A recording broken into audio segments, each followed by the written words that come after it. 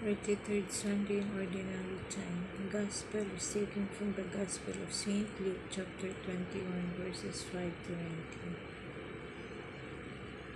When some people were speaking about how the temple was adorned with costly stones and votive offerings, Jesus said, "All that you see here, the days will come, and there will not be left a stone upon another stone that will not be thrown down."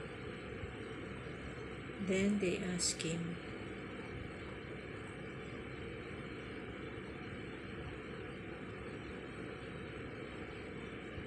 "Teacher, when will this happen, and what sign will there be when all these things are about to happen?"